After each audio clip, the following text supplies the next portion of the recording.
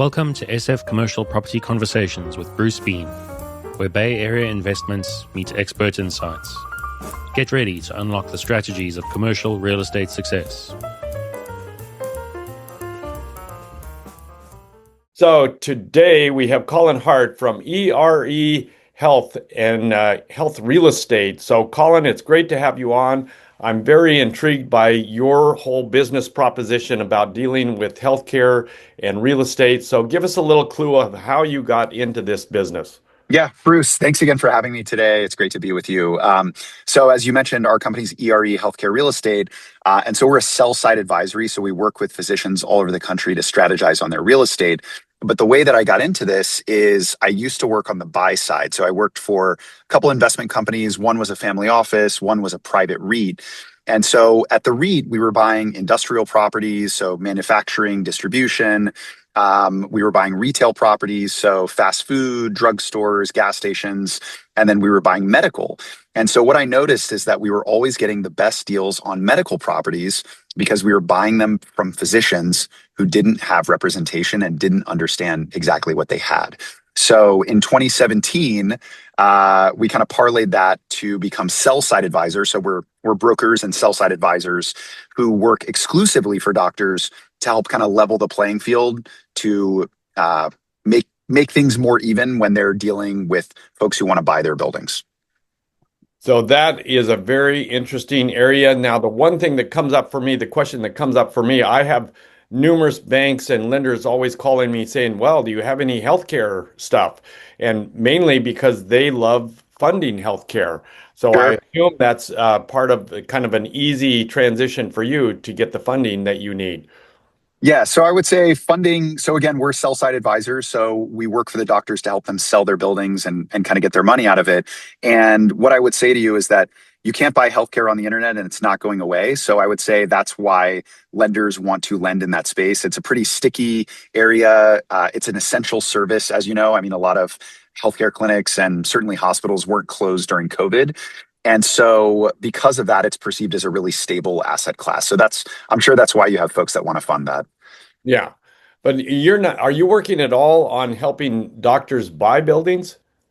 Some, yeah. So primarily we make money helping folks sell buildings, but really but occasionally folks come to us and say, hey, I've identified this building that I want to buy and retrofit into a surgery center or a new clinic for my practice.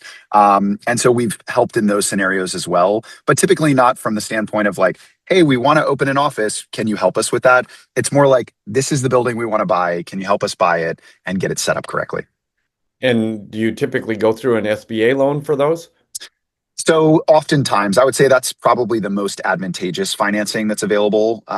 Doctors are privy to a lot of financing terms that lay people like you and me cannot get, and that's because of the stability of their businesses. So yeah, SBA financing is a common one, and then a lot of banks actually have like medical or physician-focused programs of rates that are not published that you won't see, with the goal of them having that kind of steady borrower. So. Yeah, no, the rates I've seen for medical buyers or medical sales is substantially lower than the market. Right. So, Right. Certainly lower than professional office. yeah, exactly. Well, yeah, nobody wants to fund office these days, but anyway, Right. it's certainly better than multifamily and all the other asset classes. So Right. that's all good. So I assume the market that you're dealing with, as you say, is very steady. There's It is. there's not a lot of ups and downs that would go through the normal cycle of real estate. Right. And so healthcare is really not a boom and bust segment or vertical of real estate. It's steady. Doctors need somewhere to work. Patients need somewhere to go to see the doctor. And so as a result of that, occupancy in the medical real estate space has been historically over 90%. So it's really, as you said, steady. So do you get into the dental side at all? Sure. Yeah, we've worked with plenty of dentists. Typically, it's going to be the larger practices, like a multi-provider practice, not usually a solo dentist. A lot of the solo dentists might have kind of a smaller building.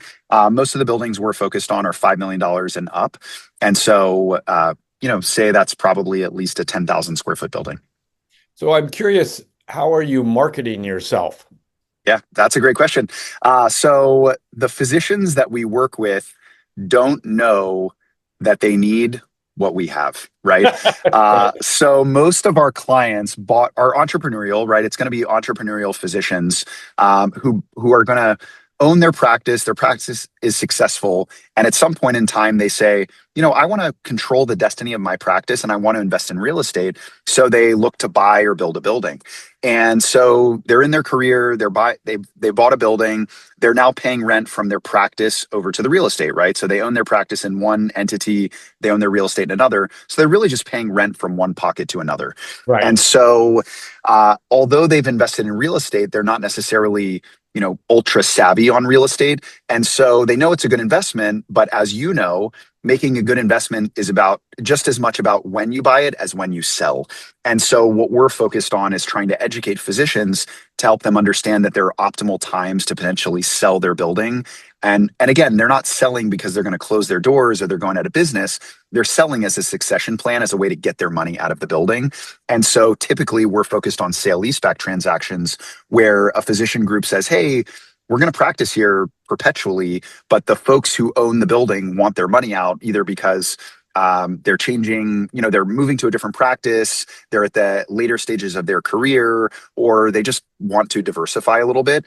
So we help them sell their building and then simultaneously lease it back. So they're still there. They're just now paying rent to a new third-party landlord instead of themselves. Does that make sense? Yes, it does. So I'm curious, you obviously probably take a mortgage on the building, and then you provide some equity on the other side. And I Right. assume the equity comes from some fund or some place. Yeah. Yeah. So, and again, we're on the advisory side. So we're a broker. And so our job is to really educate the physicians. Again, very smart people, just maybe not as savvy in the real estate world. And so, as you know, as a real estate professional, there are certain lease terms or certain rents or other fundamentals of a real estate deal that are important as an investor. And so our goal is to educate the clients and help them prepare for an eventual transaction so that they can get the most money out of it. And so we are typically setting up their leases in advance of a sale, and then we will market their building for sale. Now, the thing that's unique about healthcare is we're selling a building that is really part of a community, right? Like, your doctor, you go to see your doctor. And so we don't necessarily want to broadcast everywhere that a physician is selling his building, because that can come across in the wrong way sometimes, right? Oh, yeah. So, Yeah. so staff might say, hey, well, are we closing? Are we in trouble? Why are we selling our building? And then the community might say, well, are you going out of business? What's happening with you? Why is there a change? Nobody likes changes in healthcare, right? And No. so as a result of that, we're marketing to a very specific subset of investors. And these tend to be institutional investors. So you can think REITs, real estate private equity funds, and some family offices. And so there's not millions of these investment vehicles. There's a couple hundred that are prolific and buy medical buildings all across the United States. So we're marketing to those folks, soliciting offers, presenting those offers to the physicians to understand what their options are in the sale of their real estate, and then helping execute the transaction. So, but yes, to answer your question, commonly there's some allocation of debt and equity from those various investors to capitalize or fund or close on the deal. Well, I assume you're probably more on the equity side. Is it 50-50? Is it 65-35? Yeah, I would say usually it's not higher than like 65% nowadays. Most Yeah. of the folks who invest in healthcare real estate are pretty conservative. Again, most of the buildings we sell are single tenant assets, or a lot of them are. So it's almost like you're selling a bond if you think about it, right? Right. It's a Yeah. long-term lease with scheduled rental increases, triple net. And so you have this exactly kind of slow and steady increase. And so as a result of that, conservative leverage is typically used. It's not like you buy a medical building and then the next year you increase the rent 30%. It doesn't work like that. Right. Yeah. You're not a flipper or whatever. Yeah, it's not a flipping thing. Yeah. It's very much a kind of steady income play for a lot of the healthcare real estate investors. Well, and I think a lot of REITs and a lot of investors want the slow and steady rather than the ups and downs of the market that potentially other real estate might have. An argument can certainly be made for having that as an allocation in your portfolio. Absolutely. So I'm curious, are you using some AI in your marketing or in your services? What's happening with AI these days? Yeah, good question. So I think the most difficult thing about our business is getting a hold of our prospective clients. Number one, they don't know that they need what we have. And number two, their entire practice is set up to keep people like me and everybody else that's selling something out. So if you call a physician practice, if you call your doctor and ask to talk to the doctor, do they ever connect you to the doctor? Yeah. No. Okay. Me neither. So when you find the secret to that and you can call your doctor, please share it with me. Um, so we, so we use AI in a lot of our research to kind of understand physician relationships. So the physician world is pretty small in the sense that people study together, trained in, the same places, lived in similar markets. And so there's a lot of association from that standpoint, even for folks all across the country, right? So you might have a plastic surgeon in Florida who trained in Michigan and who was in residency with somebody in Iowa, right? And Right. so from that standpoint, even though we work nationwide, the physicians and the customers, frankly, that we work with, they're all pretty interconnected. And so we look for a lot of those connections using AI, which kind of helps us with those discussions, or at least kicking discussions off. Well, it sounds like you also use a lot of referrals. Undoubtedly. I mean, our best marketing is referral based because Yeah. at the end of the day, if you do good work, then the business will come. So we're really focused on white glove service for our clients. And frankly, that's what physicians expect. Yeah. And they want that. Yeah, absolutely. So Exactly. so I'm curious, it sounds like you also have a fee-based business We that's do. that's hourly, and then you probably have a percentage on sales approach that a normal real estate would have. I would actually say the majority of our revenue is based on success. So we make fees when we sell buildings. The reality is we do a lot of consultative work to get to that point, but it's all at risk. So we do look, if somebody calls you and says, "Hey, I want to help you set up your lease and it's going to cost you this much," you might say, No, I don't need your help. We can download a lease from ChatGPT or from the internet, or we have a great attorney." The Yeah. problem is ChatGPT doesn't sell buildings. Attorneys don't sell buildings. And so you might get some representation and you're covered on the legal basis, but that Right. doesn't necessarily cater to the investment market.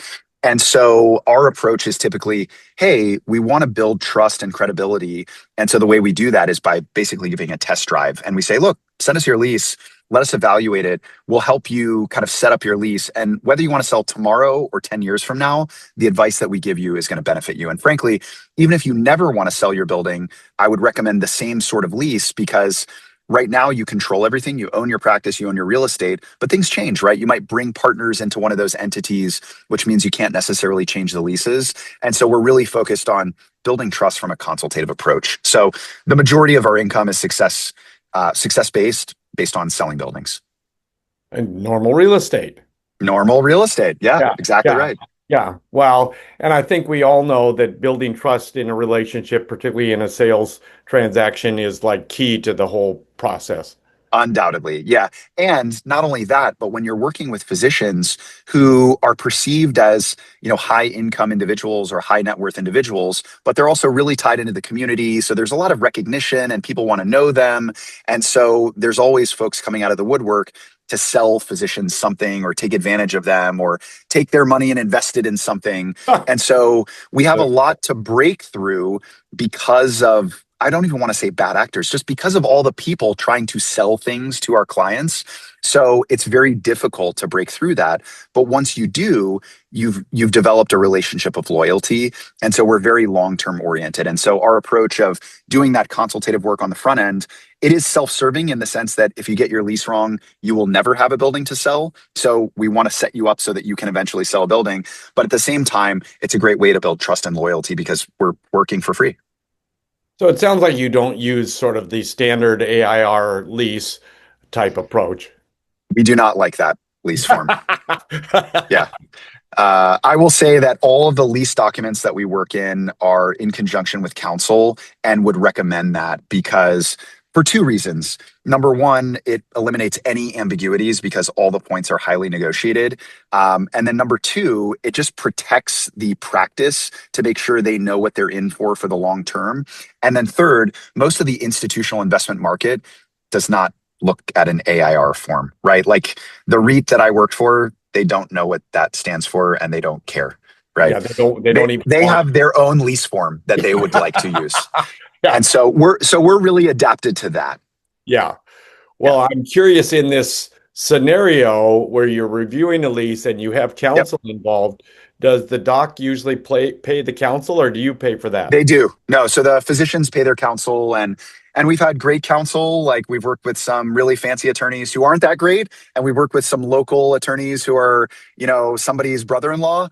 And I can't characterize one as better than the other, but we've worked with and found a lot of great attorneys that basically just through our client relationship. So sometimes we recommend an attorney. Sometimes a client will say, "Hey, we have this attorney," and I say, "Great, we'll work with them." Right. And as long as they're not going to, sink a deal, then it's fine. Well, Yeah, we can kind of manage the process. well, yeah, let's not even talk about the deal killers. Yeah. But You yeah. know those. Yeah, we all know those guys. Yeah, anyway, Yeah. but I assume that you also have to adjust from state to state what you're doing. We do. And that's where the council is really important. So we're licensed in many states. As I mentioned, I'm based in Southern California, but right now I'm kind of doing a road show in the Carolinas. So I'm in Charlotte, North Carolina, headed down to South Carolina later tonight.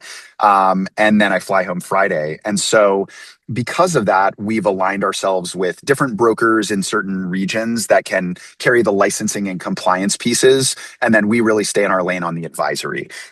So yes, from a licensing standpoint, we adapt kind of regionally or state specifically. And then even working in the leases, obviously different states have certain, laws that are required to be disclosed or presented in the lease. So absolutely. Yeah, what is it, Iowa, you have to use an attorney to do the lease and so forth. Right.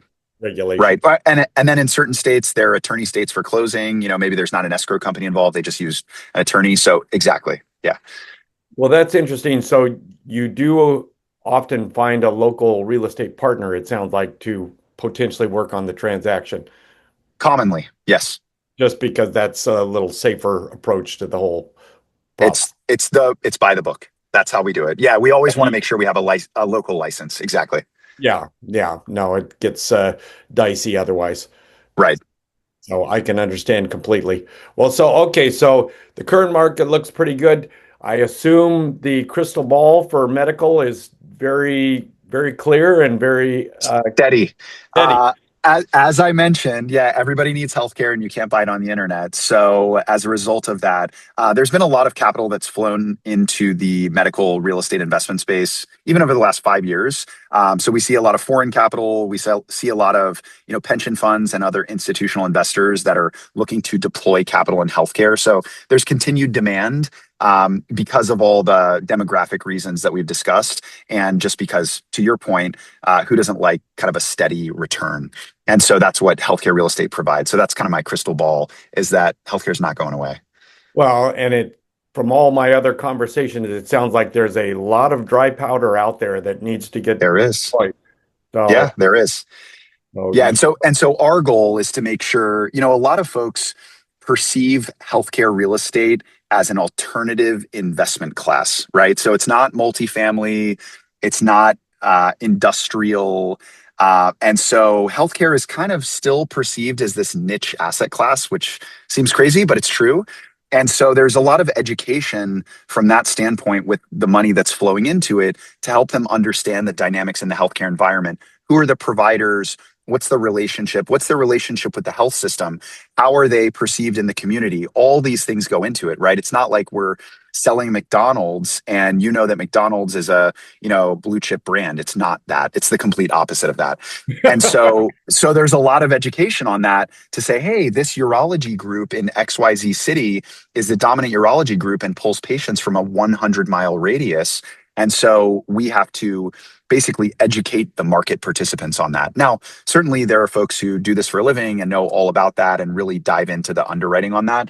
But the new capital that's flowing in does require that education.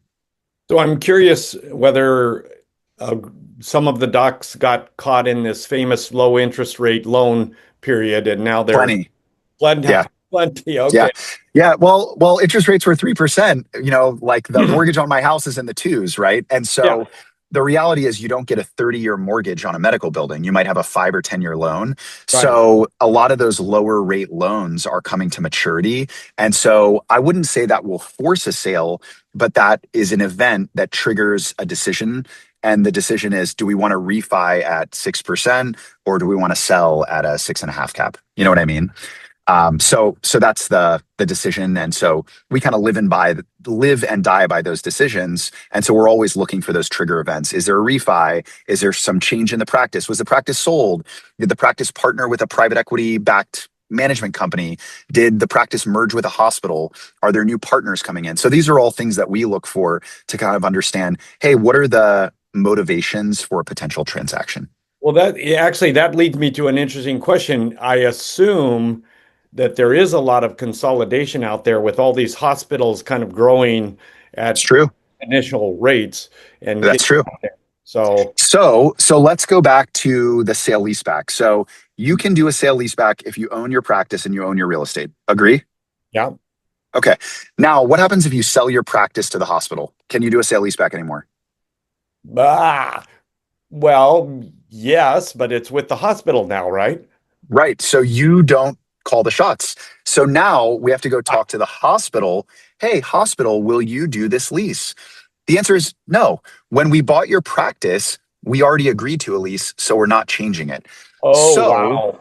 So what happens is that we see so many folks who take their eye off the ball on the real estate because they sold to the hospital or sold to somebody else or merged with somebody else, and they took away their ability to transact in the most optimized fashion. Oh, wow. So that's why we want to be involved early, and why we're educating is to help people understand that the value of their real estate in the healthcare world is directly tied to the terms of their lease. So if you sell to the hospital and you get your lease wrong, I don't know. I don't know what to do. Right. Well, And so is there an in run on that? Can you sell to the hospital? sell the building to the hospital. Well, I don't know. You I'm can. trying to think this Mm, through. Yeah. How would you sell to the hospital but not have them not be There, tied to the lease? well, the hospital is on the lease. So the hospital is the tenant and the doctors are the landlord. Yeah. But it's weird, right? Because the doctors are now an employee of the hospital, Oh, but the hospital pays rent to the doctors. So it's convoluted. And that's not to say there's anything bad going on there, right, but right. the dynamic of that relationship is not the best, right? No, And right. so we want to make sure that if you're selling to the hospital, if you're selling to private equity, if you're merging with another practice, that you get the right lease in place. And so that goes back to how we started, why we do a lot of consultative work. Because Bruce, if you're Dr. Bean and you sell your practice to the hospital and you signed a bad lease, I can't do that much to help you, right? I can Right, sell your building, but the right. lease is the lease, right? It's now an arm's length transaction. So so that's why we're very focused on educating on the front end. That's why I'm here today, is so that people understand the dynamics in this space so that they can plan ahead. I'm just trying to think this through a little bit. Do you put a termination clause in the lease so that you can get out of the lease? I don't know. No. Yeah. So if you're selling to the hospital, you want to Yeah. get the best possible lease in place. So let's think a single tenant building. Think about any retail guys you've talked to. You ever talk to any retail net lease Oh yeah. guys? Yeah. Oh Yeah. yeah. Yeah. So, hey, we have a At least. 15-year lease Chick-fil-A Yeah. with 3% annual escalations. It's absolute triple net. The Right. landlord has no responsibilities. That's the kind of lease you want with the hospital. Oh, okay. All right. Now, the hospital is going to say, well, we can't agree to this and we can't agree to that. And the hospital is buying the business or the practice. And so they're kind of a shot caller. So what we find is a lot of times our clients might be a little bit soft on the lease negotiation because Right. they're really focused on the business sale. And the problem with that is they're really separate transactions and they might have different partnerships and different folks involved. So we want to make sure we advise them, look, these are the implications on your real estate. And even if you're being told one thing by the hospital, or not to vilify hospitals, they're great, Right. Right. but Right. anybody that's buying your business or your practice, you have to make sure that as a landlord who's going to retain interest in the real estate, that you have the right lease because that's your investment. No, I mean, I can understand completely where the hospital is. They're in business to stay in business. A lot of Of them are course. Yeah, nonprofit, and so, but even still, they're not, they're not in business to lose money. So they that's want to right. help your And they're business. shrewd negotiators, of course, right? They're large organizations. And And we're the well, hospital. This is how we do it, right? yeah, So that's where, but you have to remember that the physicians are producers, they are revenue drivers for the hospital. So they really do have power, but oftentimes that power is not exercised in the lease negotiation, which is a problem. so do you get involved on the We business do. side at all? Oh, you No, do. no. We don't Oh, sell. We don't sell businesses, yeah. but we're periphery to those transactions. In that, if you're selling your practice to the hospital or another practice or anyone, then you need advice on the lease because a new lease is going to be struck, or an assumption is going to take place with your existing lease. And if you have a 4-page lease that you downloaded from the internet or from AIR, then you're in a bad spot, right? So Yeah, you you're screwed. need yeah, you Yeah. need an institutional lease. And so that's why we're in business. So can a doc, well, they're leasing to themselves, right? Right? They So can they can pre-transaction, you can do any lease you want. they can terminate that old 3-page Exactly. document and put in a good lease and go from there. That would be my preference. Usually what happens is, hey, we're selling our practice to somebody else and we're closing on Friday. Ah, Oh man, we forgot we need to do a new lease. Can you help us? oh, And I say, sure, but I need you to dig your heels in. yeah, we need some time here. Yeah. Yeah, exactly. Oh boy. Well, and unfortunately, the hospital or whoever's buying has probably already seen the little 4-page lease. Exactly. So we try to get ahead of that too. So that's where we talk really about the succession planning because that's what's important. It's not that you call me the week before, it's call me a year before, call me 2 years before. And so again, the reason we do the consultative work is because I don't want to charge you because you might say, well, I don't want to pay the 5 grand or 10 grand or pay my attorney to do it. Right. And now, a year from now, you have no building to sell. So we're really planting seeds so that over time, people have transacted and have nice leases, and then they have the opportunity to sell their real estate for a premium value. Well, so maybe you're not privy to this Tell information me. that much, but say you're selling a $5 million medical building. Sure. What's sort of uh, what's the business worth versus the real estate? It's a great question. Yeah, so we deal with that often. So and I won't quote the multiple specifically, but typically businesses are valued as a multiple of earnings or EBITDA. Yeah, Okay, and a practice is no different, right? right. So a practice is a business. Let's just Yeah, remember that. yeah. So let's say a practice might trade for anywhere between 3 and 10 times earnings. Oh yeah, Very wide range on purpose. The yeah. variables are you're a solo doctor or you're a 20 doctor practice, right? Right. That's the primary variable. And so now let's remember that 3 to 10x range. Yeah. Now Okay. let's talk about your real estate. So let's just say you're in, a decent market and you want to sell your real estate. What cap rate are you going to sell for? Bruce, you tell me. Well, I mean, you're talking about a steady thing. I mean, gosh, what's steady these days? Are we at 3% or 6%? I don't know. Yeah, six. Let's call it 6.5. Let's Okay. call it 6.5. So Okay. let's say we're at a 6.5 cap rate on your real estate. So what I'm going to do is I'm going to turn that 6.5 into a multiple. So on your calculator, just do the number 1 divided by 0.065. Tell Oh, me what okay. that number is. Oh, on my calculator, do that right Yeah, now. yeah, Oh, do it. Tell me what you get. okay. All right. What did you say? Divide one Do by number 1 divided by 0.065, which is the 6.5% cap rate. 1 divided by 0.065, right? What's that number? Yeah. Okay. Okay. So you get 15. 15. So So what you just did is you turned a cap rate into a multiple. So Ah, what we just agreed on is that we're selling your building for a 15 multiple. So my question is 15 larger than the range of 3 to 10 we just discussed? well, I would assume it I is. would say it is, right? Yeah. So now remember, we're not selling EBITDA in real estate, we're selling rent. So we Right. can sell that rent for, let's call it between 13 and 15 times. That's like a 6.5 to 8 cap, let's call it, Yeah. right? Yeah. Okay. So So if even even in an 8% cap rate, you're still at a multiple that's considerably higher than the multiple applied to your practice. Right. And so my argument is, hey, you're excited about an 8 multiple on your practice. You're telling me it's not worth paying attention to your real estate that can generate a 15 multiple for you, right? So that's the realization we're trying to have click with a lot of our clients, because they're just not focused on the real estate. So that's when you ask about valuation differences, that's my typical example.